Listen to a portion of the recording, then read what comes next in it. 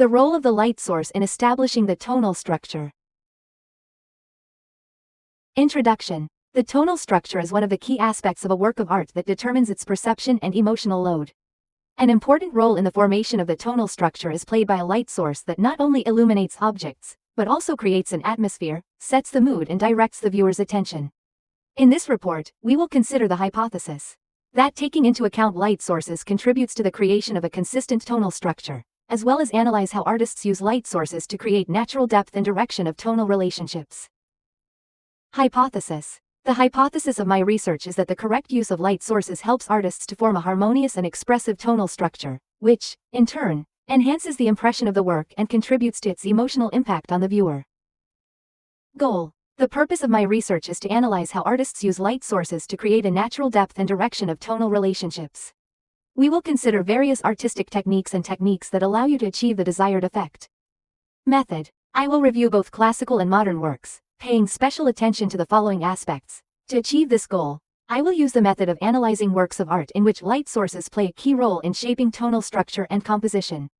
I will review both classical and modern works, paying special attention to the following aspects. Definition of light sources, the study of how light sources, natural and artificial, affect the distribution of light and shadow in a work. Tonal relationships, an analysis of how light sources help create contrasting and harmonious tonal relationships that enhance the volume and depth of objects. Emotional load, a study of how the use of light affects the perception of mood and emotions conveyed in a work. By Caravaggio. Caravaggio is a master of chiaroscuro, using contrasting light sources to create dramatic effects. In his paintings, such as The Murder of St. Matthew, the light focuses on the main figures, highlighting them from a dark background and creating tension and dynamics.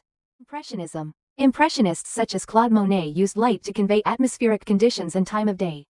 In Water Lilies, Monet uses soft, diffused lighting to create a harmonious tonal structure reflecting natural changes.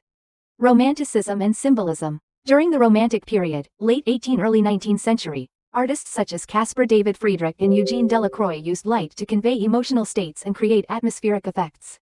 Friedrich, for example, uses light in his landscapes to create a mystical and melancholic atmosphere. In the painting The Wanderer over the Sea of Fog, the light breaking through the clouds symbolizes hope and the search for meaning, creating a feeling of greatness and loneliness.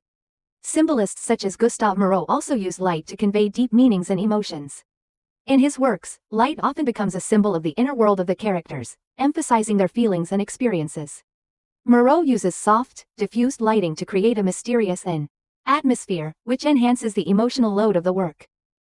Conclusion. My research supports the hypothesis that taking into account light sources contributes to the creation of a consistent tonal structure in works of art.